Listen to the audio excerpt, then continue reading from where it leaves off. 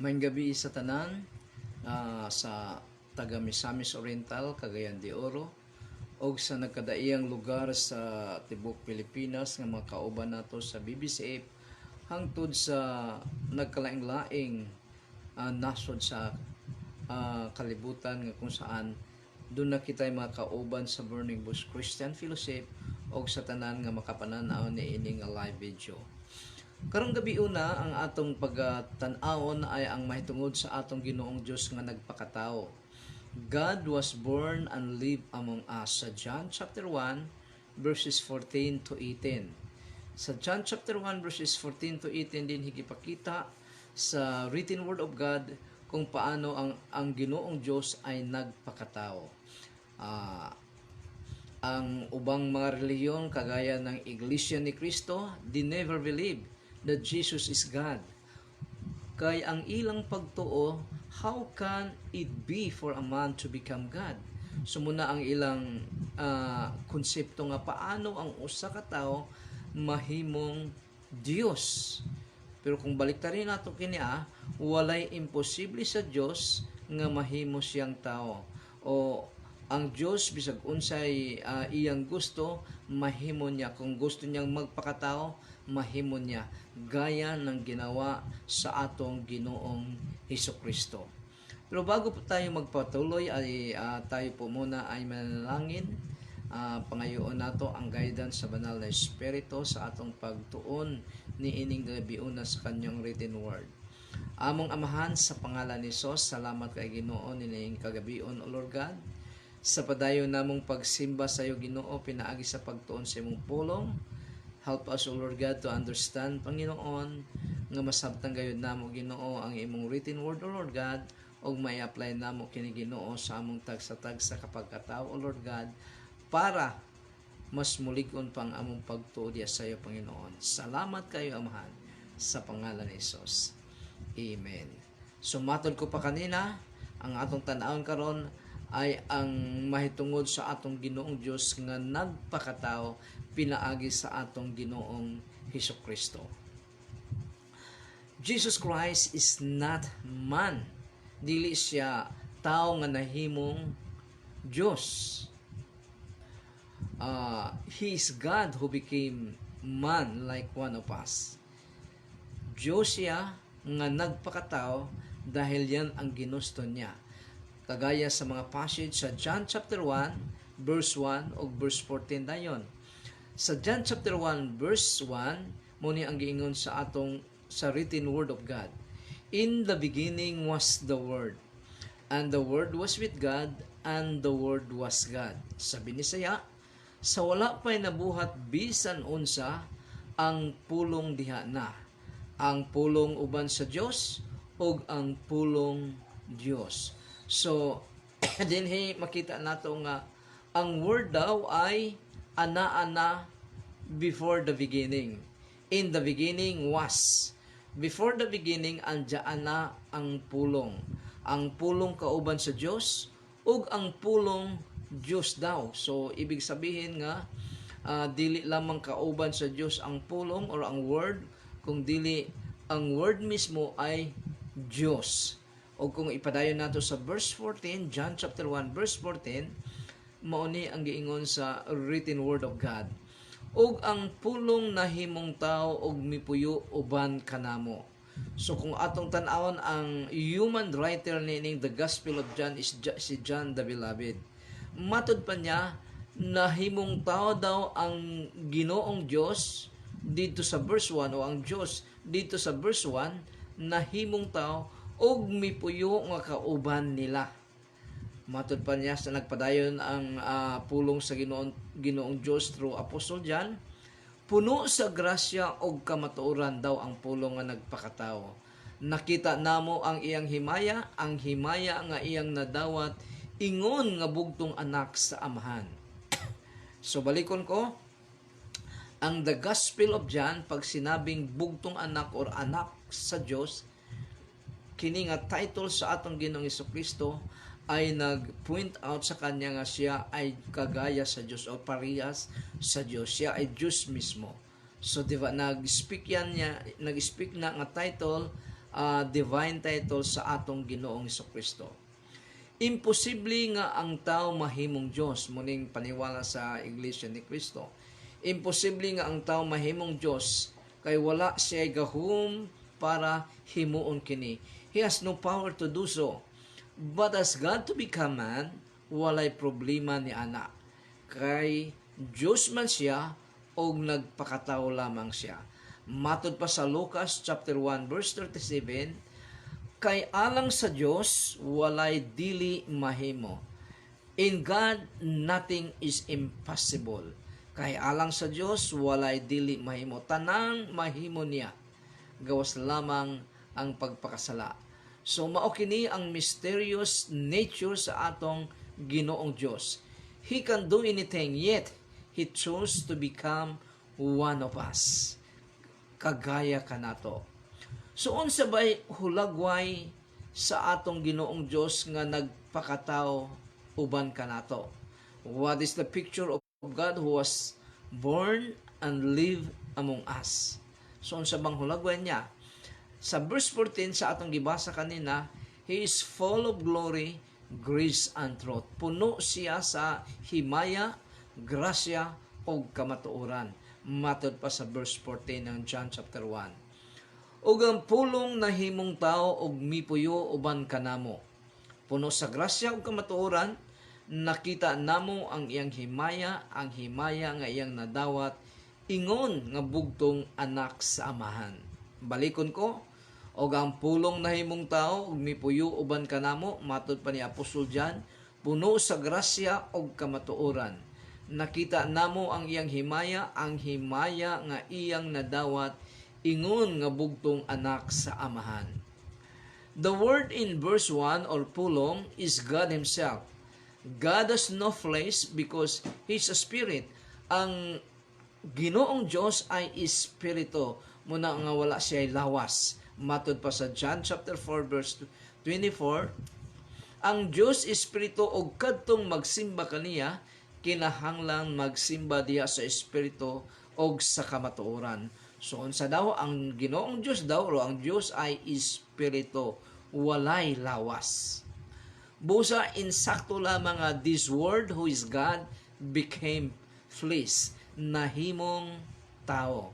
Kining pulong o kining word sa verse 1 ng John chapter 1, pagabot sa verse 14 ay nahimong tao, ibig sabihin meron na siyang lawas, meron na siyang physical nga lawas.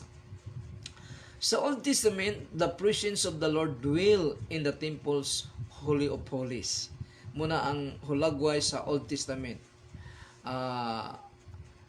Pero sa New Testament, but when the Lord Jesus Christ became one of us, nahimong tao is called Emmanuel, which means God with us. Nahimo siyang tao, og ang gitawag kaniya matud pa sa Matthew chapter 1 verse 23, Emmanuel, nga ang buot ipasabot ang Dios ay kauban kanato, God with us. Matud pa sa Matthew chapter 1 verse 23, ang usa ka putli nga batan-ong babay magsabak unya mga anak og batang lalaki. So ang gi-point out din hiya ay si Mary nga batan-ong babay daw magsabak unya mga anak ug lalaki. Ngalan siyag Emmanuel, nga sa ato pa ang Dios ania uban kanato. So ang Dios nga dili makita, ang Dios nga ang iyang presensya lamang nagapuyo sa templo sa atong Ginoong Dios nga binuhat ni Haring Solomon. Pag-abot sa New Testament, matod pa sa Matthew chapter 1 verse 23, ay gipanganak ang batang lalaki nga paganganlan siya Emmanuel, nga sa ato pa ang Dios ania uban kanato nga mao si Jesus Christ. In other words, He live among us. John chapter 1 verse 14. John the Apostle testified that they, including the other apostles, seen the glory of the Lord Jesus Christ. Siya og ang iyang kaubang mga apostolis or mga disciples nakakita sa himaya sa atong Ginoong Hesukristo. Matod pa sa verse 14. This glory is full of grace and truth, and only Jesus Christ, the Holy Spirit, and the Father have this quality.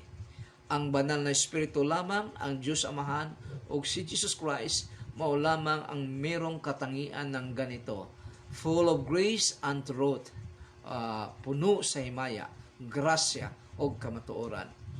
Ang opposite sa grace is judgmental. Ang truth is liar. So, unsa ang hulagway? What is the picture of God who was born and live among us? He is eternal according to verse 15. So, ang atong Ginoong Jesucristo nga nagpakatao, siya ay eternal. Matod pa sa John chapter 1 verse 15, misaksi si Juan mahitungod kaniya og misinggit. So, kini nga Juan mao si John the Baptist, dili na kini si John the Beloved. Si John the Baptist na kini. Misaksi daw si John the Baptist, mahitungod kaniya og misinggit. Siya ang akong gipasabot sa akong pag-ingon. Siya nga moabot sunod kanako, labaw kanako, kay diha naman siya sa wala pa ako mataw. John the Baptist testifies that the Lord Jesus is far more greater than him.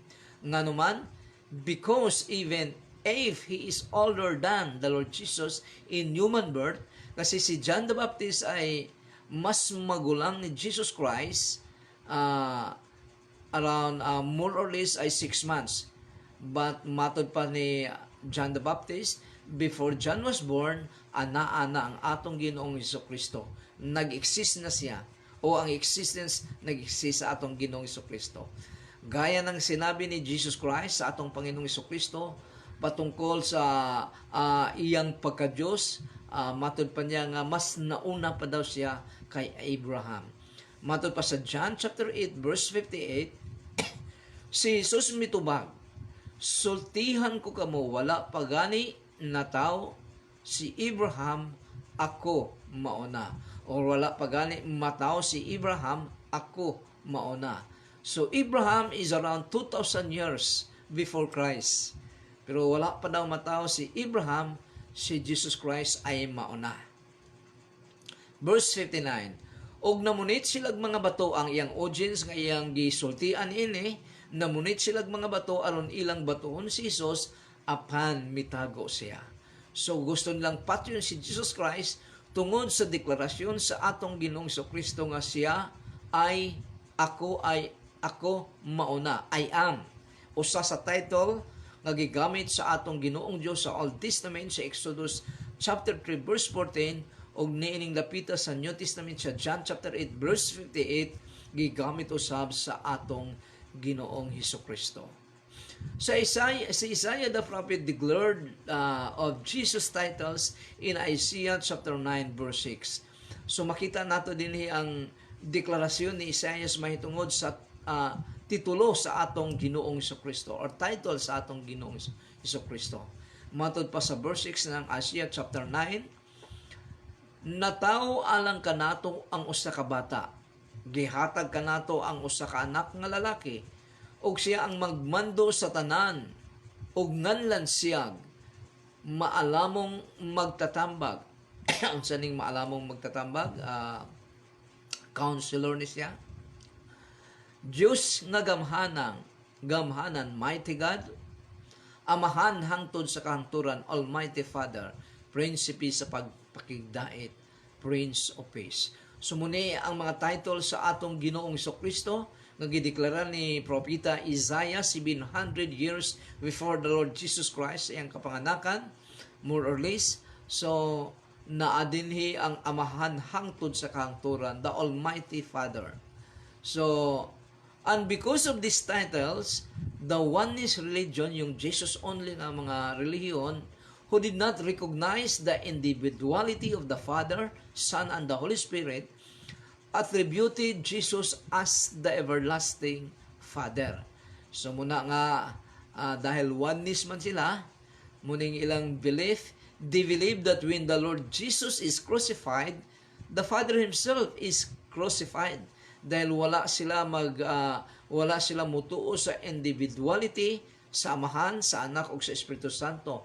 Si Jesus Christ, ang Amahan o ang Holy Spirit ay usara ka kuan, dili sila distinct person, usara ka persona, o na may mode lang siya, o may pakita lang siya sa Amahan o sa Espiritu Santo, pero dili distinct individuality. So si Jocelyn Macahilos, nananaw, og si Eileen Ditsos, kumusta may gabi Sumuna They simply disregard distinction between the Father and the Son, which many passages of the Bible point out. Halimbawa, sa atong gibasa kaniya sa John chapter 1 verse 1, balikon ko lang pagbasa. Sa wala pa inabuhat bisan unsa ang pulong diha na. So kining pulong, klaro pag-abot sa verse 14 nga si Jesus Christ. Ang pulong diha na, ang pulong uban sa Dios ug ang pulong Dios. Sukad pagayud sa sinugdan ang pulong uban sa Dios.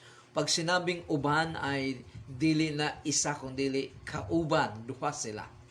So si Jesus Christ daw, sukad pagyud sa sinugdan, kauban na sa atong Ginoong Dios. Munang ang nagpakatao, usa ka Dios, nagpakita o nagpadayag sa tulo ka persona, nagkalaing-laing persona, o ang ikaduha ka persona nga si Jesus Christ, ang anak, ay maoning nagpakatao o para tubuson ang sangkatauhan sa ilang mga kasalanan. Or in the plural usage of God in the Old Testament, Genesis 1:26. Matod pa din sa Genesis 1:26 sa pagbuhat sa atong Ginoong Dios ni Adan and Eve, matod pa din unya mingon usab ang Dios, buhaton nato ang tao sama sa atong dagway. So, pag sinabing nato, dunay kauban ang atong Ginoong Dios. Matod pa sa dili gahupot sa pagtulunan nga Trinity, matod pa nila nga ang kauban dinhi sa atong Ginoong Dios, nakipag-istorya siya sa anghel. Anghel daw ang iyang kausap dinhi. So kung mauna, kung anghel ang iyang kausap, pag-ingon sa Ginoong Dios nga buhaton nato ang tao sama sa atong dagway, ang tao gibuhat di ay sama sa dagway sa atong Ginoong Dios o sa dagway sa anghel. Pero pag abot sa verse 27, matod pa dito nga ang God created man in His own image. Dili na in their own image, kung dili in His own image, ay lamang nga hulagway, singular form. So, unya mingon na usab man Dios, buhaton nato ang tao sama sa atong dagway. So, unsa ba ang definition ng Trinity? Nga mao ni ang isa sa major nga pagtulunan sa Kristyanismo. So, ang definition sa Trinity mao ni siya, one God revealed in three distinct persons. So, importante kayo ng distinct. Dahil ang distinct ay nagkalaing-laing persona. Dahil kung walay distinct, hulog sa oneness. Modalism, oneness. One God revealed in three distinct persons. The Father, nga maong Diyos Amahan, the Son, and the Holy Spirit. The three persons are co-equal and co-eternal with one another. Kung unsa ang Amahan, kung eternal ang Amahan, mausab si Jesus Christ, mausab ang banal na Espiritu. Kung omnipotent ang Amahan or powerful o labing gamhanan sa tanan ang Amahan, mausab si Jesus Christ o mausab ang Espiritu Santo. Kung omnipresent ang Amahan nga anaa siya sa tanang lugar, mausab si Jesus Christ, mausab ang Espiritu Santo. The three persons are co-equal and co-eternal with one another. Mayong gabi Pastor de Lola nga naa sa Makabalan. Mayong gabi Pastor. So, Trinitarian worship of one God in the Trinity. So, kaming mga Trinitarian, nagasimba kami sa usa ka Dios diha sa tulo ka persona. Ang Trinity in the unity. So, usa ka Dios nagpadayag sa tulo ka persona. Amahan, Anak ug Espiritu Santo, tulo ka nagkalaing-laing persona. These three divine persons are undivided. The example of this is the teaching of the Lord Jesus Christ in His baptism formula nga makita nato sa Matthew chapter 28 verse 19. Matod pa din sa atong Ginoong Jesucristo sa gisugo niya ang iyang mga disciples, matod pa niya, tungod niini sa inyong pagpanglakaw, himua nga akong mga tinun-an ang tanang katawhan sa tibuok kalibutan. Bunyagi sila sa ngalan sa Amahan, sa Anak, ug sa Espiritu Santo. So kung atong pansinin din ang bunyagi sila sa ngalan sa Amahan, wala mo gamit din og plural dahil tuluman ni sila dapat plural. Dapat ang insakto na unta dani nga bunyagi sila sa mga ngalan sa Amahan, sa Anak ug sa Espiritu Santo. Tungod kay ang Diyos ay isa, ngunit nagpadayag sa tulo ka persona, ginawang singular din ni. Bunyagi sila sa ngalan sa Amahan, sa Anak ug sa Espiritu Santo. The Apostle Paul's benediction makita nato sa 2 Corinthians chapter 13 verse 14 na kung saan gigamit ni Apostle Paul guided by the Holy Spirit ang tulo ka persona sa isang Diyos. Matod pa sa verse 14 ng chapter 13 ng 2 Corinthians, ang grasya sa Ginoong Diyos, ang gugma sa ang grasya sa Ginoong Jesucristo, ang gugma sa Diyos o ang pagpakigambit sa Espiritu Santo mag-uban kaninyong tanan.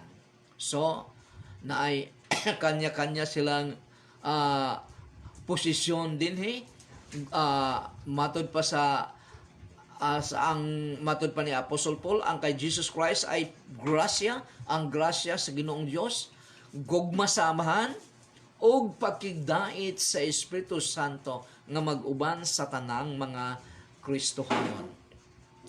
One is believed a trinity of manifestation but not in nature. Nagmanifest lang. Dili distinct kung di nagmanifest lang, pero dili sa nature. They believe that God as Father is the Creator and Lawgiver, as the Son is the same God incarnate who fulfills the office of the Redeemer, and as the Holy Spirit is the same God in the work of regeneration and sanctification. Nga dili ni sila distinct kung dili isa lang munang modalism, sa mod lang. This speaks of a threefold nature of God in the same sense in which a man ang usa ka tawo daw pwedeng mahimong artist, mahimong teacher o mahimong friend. So munang ilang paghulagway sa atong Ginoong Dios sa modalism, sa oneness. Or as one may be a father, a son, and a brother.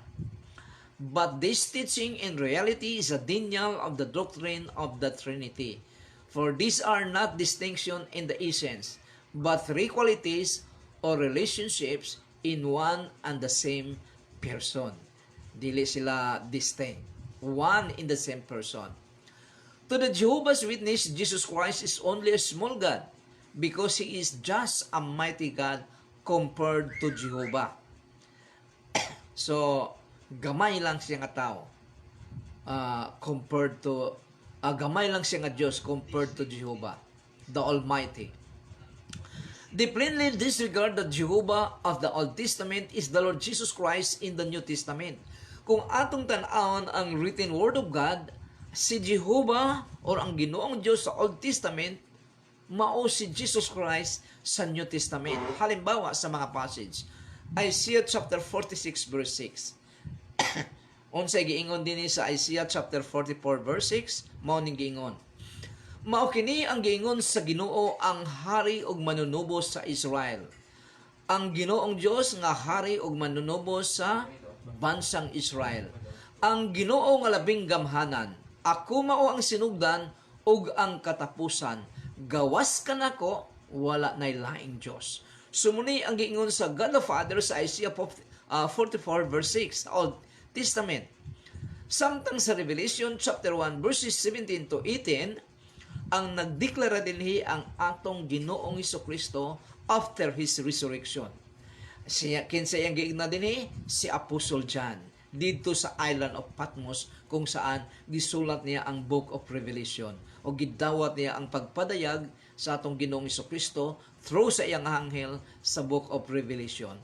Matod pa sa Revelation chapter 1 verses 17 to 18, sa pagkakita ko kaniya, matod pa ni John the Beloved, sa pagkakita ko kaniya, natumba ko sa iyang tiilan daw patay. Grabe no? Natumba si John the Beloved sa tiilan ni Jesus Christ, the risen Lord, nung makita niya kini.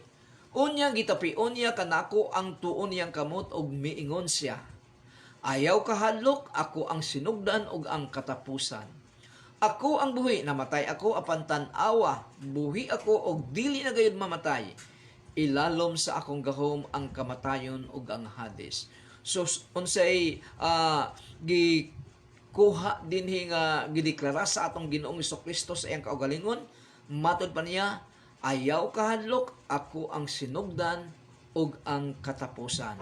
So kinsa ni nga claim? Mao ni ang claim sa God the Father dito sa Isaiah 44 verse 6. Ang Dios daw nga labing gamahanan, wala na Dios maliban kaniya. Pero pagabot sa New Testament, kini nga claim ay gi-claim sa atong Ginoong Kristo nga siya ang sinugdan ug ang katapusan. Jehovah is described as the creator and will stay the same forever. So, tanaw nato ang description or deklarasyon sa Ginoong Diyos, sa Diyos Amahan sa Old Testament, sa Psalms 102 verses 25 to 27, Psalms 102 verses 25 to 27, kinsa ang nagdeklara niini ang Diyos Amahan. Matod pa dinhi sa Diyos Amahan or ni Jehovah, sa dugay na kaayo nga panahon, gibuhat mo ang kalibutan. Psalmist din nagdeklara niini ang iyang gi-point out ang Diyos Amahan. Sa dugay na kaayo nga panahon, gibuhat mo ang kalibutan, ug pinaagi sa imong kamot, gibuhat mo ang kalangitan. Mga hanaw sila apan ikaw magpabilin, mga dugta silang tanan sama sa sinina. Ilisan mo sila sama sa bisti, ug mga hanaw sila apan ikaw dili gayud mausab ug wala kay pagkatapos.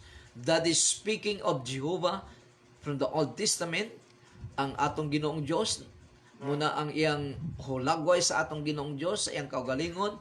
Pag-abot sa New Testament, sa Hebrew chapter 1 verses 10 to 12, gideklara kini sa atong Ginoong Kristo. Matod pa sa Hebrew chapter 1 verses 10 to 12, verse 10, miingon usab siya. So, kinsa nag-istorya dinhi, kinsa ning siya dinhi, ang God the Father, si Jehovah.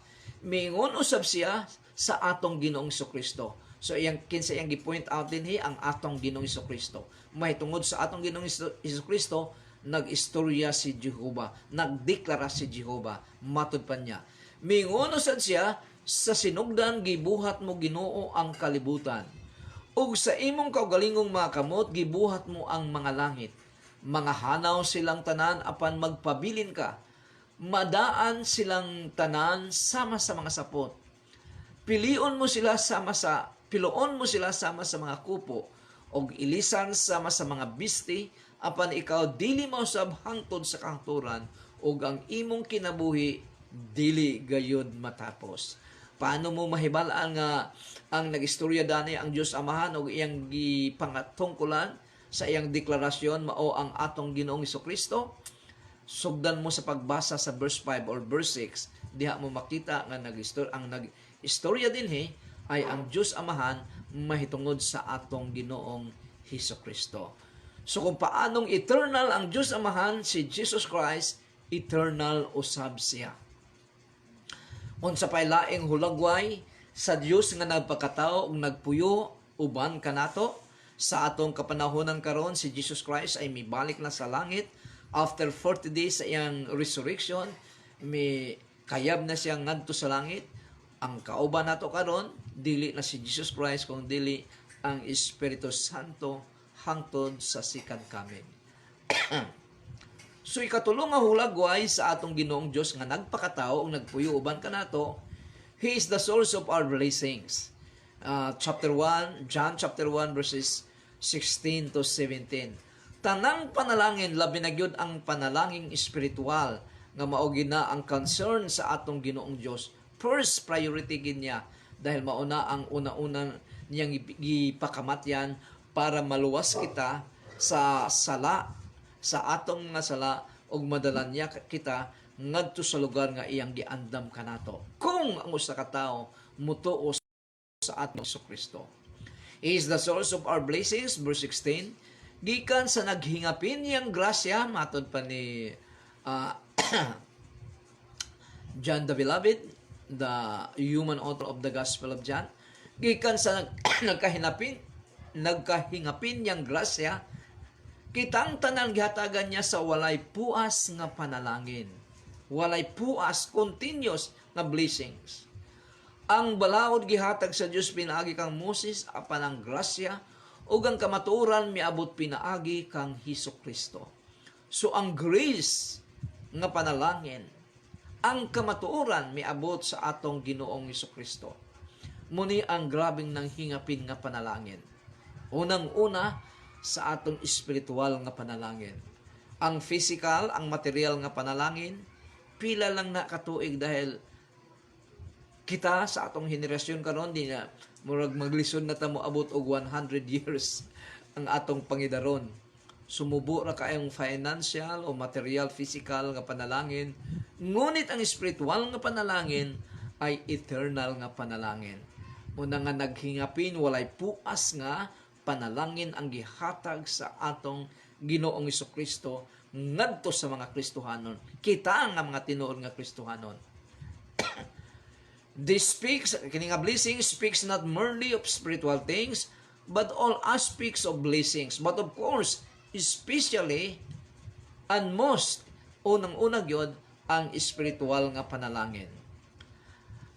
Concern kaayo ko sa spiritual nga blessings, for the Lord Himself commanded all Christians, His followers, to be busy first, busy gyud kanunay sa mga espirituhanong butang, o tungod kay ang mga material nga butang, physical, ay mo follow na niini. Basta unahon mo ang espiritual nga mga butang. Matod pa niya sa Matthew chapter 6 verse 33. Matod pa niya dinhi, apan labaw sa tanan, paharian ninyo ang Dios og pagkinabuhi kamo uyon sa iyang kabubuton og ang ubang mga butang ihatag ra niya kaninyo. Seek ye first the kingdom of God and His righteousness, and all these things you worry will be given unto you. So, ang context ni ini ay ang mga Kristohanon ay nag-worry sa ilang mga panginahanglan adlaw-adlaw. Mo nang gideklara sa atong Ginoong Hesukristo nga unahon lang ninyo ang amahan or ang spiritual nga mga butang o ang inyong giwarihan nga mga pagkaon o daily needs ninyo ay kusang ihatag, ipadala, samahan, nganha kaninyo. So muna nga, muning concern sa atong Ginoong Hesukristo. Mabisi kita sa espiritual nga mga butang. Apan labaw sa tanan, parian ninyo ang Dios og pagkinabuhi kamo uyon sa iyang kabubuton og ang ubang mga butang ihatag ra niya kaninyo. God's philosophy, muning philosophy sa atong Ginoong Dios, be rich first in spiritual things, og ang material nga mga butang musunod ra kana. Dili gina pwedeng mabaliktad. Dili pwedeng mabaliktad ang unahon gyud nga sugo sa atong Ginoong Hesukristo, siya og ang mga espirituhanong mga butang. Lastly, what is the picture of God who has born and live among us? So, sa verse 18, He is the revelation of God the Father. Siya ang kapahayagan sa Diyos Amahan. Dahil ang Diyos Amahan dili makita, kinsa daw ang makita sa Diyos Amahan, dili mabuhi. Munang ang atong Ginoong Hesukristo nga Diyos ay nagpakatao para ang dili makita nga si Jehovah or ang Diyos Amahan nga dili makita sa pagkatao ni Jesus Christ, din hinato siya makita. Muna nga sa matod pa sa verse 18, wala pagayoy tao nga nakakita sa Dios. Ang bugtong anak nga Dios nga pinangga kay samahan maoy nagpaila kaniya. So, si Jesus Christ daw nga pinangga sa Dios Amahan maoy nagpaila sa dili makita nga Dios. So muna when God created man and woman, it was His purpose that they will be. Nung gi-create sa atong Ginoong Dios ang si Adam and Eve, iyang purpose nga mahimo silang iyang revelation. Nga si Adam and Eve ay mao ang kapahayagan sa atong Ginoong Dios. Matod pa sa Genesis chapter 1 verse 26 sa atong gibasa kanina, ngunya mingon na usab ang Dios, buhaton nato ang tao sama sa atong dagway. Sa English ni siya, murag pag binisaya manggod murag physical nga forma, pero sa English ni siya, matod pa sa English, let us make man in our image after our likeness. Imahin sa atong Ginoong Dios ang tao og after gayud sa iyang likeness. So ang tao ang revelation sa Dios nga dili makita sa pagbuhat niya. Si Adam and Eve mao ang revelation, mao ang kapahayagan sa Dios nga dili makita. But sadly the fall happened to His creatures. Nagkasala si Adam and Eve og ang plano sa Ginoo ay naguba. Mao ka nang hinungdan nga nagpakatao ang atong Ginoong Hesus as the perfect revelation sa Dios Amahan. Mo nang hinungdan nga nagpakatao ang atong Ginoong Hesukristo para sa perfect revelation sa Dios nga dili makita. Sa Hebrew chapter 1 verse 3, matod pa dinhi sa human author ng Hebrew o sa atong Ginoong Dios, verse 3 ng chapter 1, naglarawan siya sa himaya sa Dios. Kinsa ning siya dinhi ang atong Ginoong Hesukristo daw naglarawan sa himaya sa Dios ug diha gayud kaniya ang kinaiya sa Dios. Siya maoy naghupot sa tibuok universo pinaagi sa iyang gamhanang pulong. Tapos niya hugasi ang mga tao sa ilang mga sala, milingkod siya sa tuo sa Dios og didto sa langit. So after the Lord Jesus Christ John chapter 14 verses 8 to 9, si Felipe mingon kaniya, Ginoo, ipakita kanamo ang Amahan og igo na kanamo. So murag satisfied na si Philip kung makita lang niya ang Diyos Amahan. Kaso nga matod pa sa written word of God, ang makakita sa Amahan dili gayud mabuhi, mamatay gayud. So munang request ni Philip, ang tubag sa atong Ginoong Hesukristo, si Jesus mitubag, dugay na akong nakig-uban kaninyong tanan. Unya wala ka pa gihapon makaila kanako, Filipi. Ang nakakita kanako, nakakita usab sa Amahan. Busa nganong nagingon kaman, ipakita kanamo ang Amahan. So, dahil si Jesus Christ ang exact representation of the Father, mingon siya kay Filipe, ang nakakita kanako, nakakita na sa Amahan. Dilibot pasabot nga si Jesus Christ og ang Amahan dili distinct nga mga persona, distinct sila nga persona, ngunit si Jesus Christ lang is the exact maugayod ang hulagway sa atong sa Dios Amahan. Kung gamhanan ang Amahan, gamhanan si Jesus Christ mo nang akong gingon kanina. Mao kini ang Dios nga nagpakatao para ikaw ug ako makaangkon sa kinabuhing madagayaon gayon. Unsa ning kinabuhing madagayaon? Matud pa sa atong Ginoong Hesukristo sa John chapter 10 verse 10, ang yawa miani sa kalibutan para magwasak, mupatay. Gubon niya ang pamilya.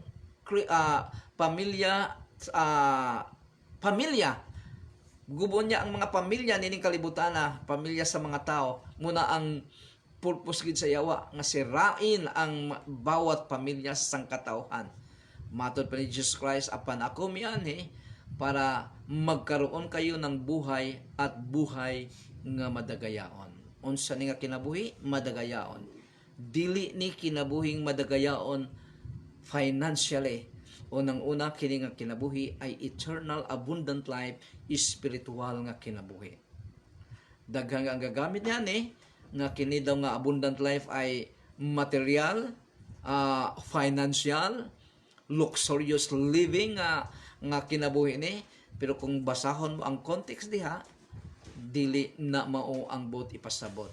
Ang buti pasabot sa ito abundant life, madagayaong kinabuhi, eternal life, espirituhanong kinabuhi, nga mao ang main purpose nga nung nagpakatao si Jesus Christ para sa iyang mga latay, ang atong makasalanan ay mapasaylo. Of course, musunod ng physical, musunod ng financial, musunod na, pero dili na mao ang main nga blessings nga gustong ihatag sa atong Ginoong Dios through Jesus Christ sa bawat tao ning kalibutan. Ang spiritual blessings gayon. Kay gusto niya nga ikaw ug ako, kung mutuo ka lang sa atong Ginoong Kristo, madala niya sa Pinoy-anan nga iyang giandam para sa mga Kristohanong matinud-anon. Daghang Kristohanong buluyagon, tsamba-tsamba na sila. Kung ikaw Kristohanon nga buluyagon, nganong buluyagon man dahil wala mo i-apply ang pulong sa Ginoo sa imong adlaw-adlaw nga kinabuhi, ang imong kinabuhi ay tsamba-tsamba. Para sa gikanta ni anak ni Mansano, si kid sa to, John, si Luis Mansano nga tsamba-tsamba, tsamba-tsamba. Dili ta magtsamba-tsamba kung dili siguraduhin ginato. Paano kita makasigurado?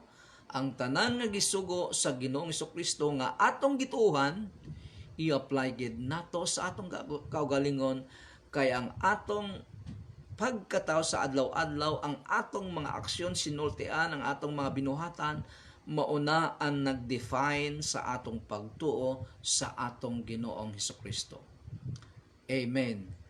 Al, may gabi Al, nananaw si Al, Chade Odang is watching, so may gabi sa tanan, nananaw. Sumuna nga nagpakataw ang atong Ginoong Kristo nining kalibutana para ikaw ug ako ay mauban niya sa lugar nga iyang iandam kanato. Unsa ang requirement? Mutuo kaniya sa atong Ginoong Kristo, og tungod kay mituo kita kaniya, ang iyang tanang nagigsugo sa iyang written word ato gayong i-apply sa atong kinabuhi. Kung paano si Jesus Christ, iyon ang atong example nga dapat awaton ginato. Umuliwat kita sa atong Ginoong Kristo dahil gi-apply man nato ang iyang kalooban. So, dinhira ako kutob sa tanan nga mga nananaw. Daghang kaayong salamat and God bless you sa inyong pagpananaw. Naway ang atong Ginoong Dios ay padayon nga magpadayag sa iyang kaugalingon through sa pagtuon nato sa iyang written word. So, tayo ay mag-aampo sa tanan nga nananaw og makatan-aw pa niini nga pagtulunan. Mag-ampo kita among amahan sa pangalan ni Jesus. Salamat kay Ginoo sa tanan Ginoo nga nananaw nini o Lord God nga pagtuon sa imong pulong o Lord God. I pray Father God sa pangalan ni Jesus, buksan mo po Ginoo ang ilang mga kasing-kasing, mas ilhan ka pa nila Ginoo through the teaching of your written word o Lord God. Panalangin ni Ginoo ang tanan nga nananaw niini ug makatan-aw pa o Lord God niini nga pagtulunan Panginoon. Bless them o Lord God. Lord, I pray Father God sa pangalan ni Jesus nga unsa man ang ilang sitwasyon Panginoon, I pray Father God hindi maiksi ang iyong mga kamay o Lord God para abutin sila Panginoon. Abutin mo po sila Amahan sa pangalan ni Jesus. Panalanginin sila Ginoo pinaagi sa paghatag sa ilang mga panginahanglan, especially Father God sa immediate nga mga panginahanglan. And I pray Father God sa proteksyon o Lord God sa tanang mga nakakahadlok ng mga sakit Ginoo. I pray Father God nga tabunan mo kami Ginoo sa imong proteksyon o Lord God. Ang among pag-iingat Panginoon, Lord God, ay dili igo pa Panginoon ang imong proteksyon o Lord God, mao ang makakomplito o Lord God sa among mga pag-amping Panginoon. Busa Amahan, nagaampo ako Lord God sa tanan manananaw, kami din o Lord God, ang imong hamiling dugo Lord God, I pray Panginoon magatabon gayud ka namo Ginoo, magaprotektar gayud ka namo o Lord God. according to our faithfulness diha sa iyo, Amahan. Salamat kay Ginoo nining gabiona. Salamat kay Amahan. And the Lord bless you and keep you. The Lord make His peace shine upon you and be gracious to you. The Lord lift up His countenance and give you peace. Og ang tanang mga anak sa Dios magaingong. Amen. Amen and amen. So, sa tanan nga gusto pang magtuon o magtuon sa pulong sa Ginoo para mas mo ligkon pa ang ilang pagtuo, ang atong pagtuo diya sa atong Ginoong Jesucristo, ay pwede ninyong i-type lang ang akong pangalan, Edwin Makahilo, sa YouTube, o naadiha ang atong personal channel, naadiha ang mga video, teaching videos nga atong save diha, dahil kung dinhi sa Facebook ay pila lang kabulan ay iris na ni nga videos, pero sa YouTube ay magpabilin dito. Daghang kaayong salamat sa tanan. Marjo Calixto umundang akong pag-umangkon sa Makabalan al sa patag nga nananaw karon. Salamat sa tanan nga nagatanaw ni ining gabiona, ni nga pagtulunan. Ang Ginoo manalangin kaninyong tanan. Good night sa tanan.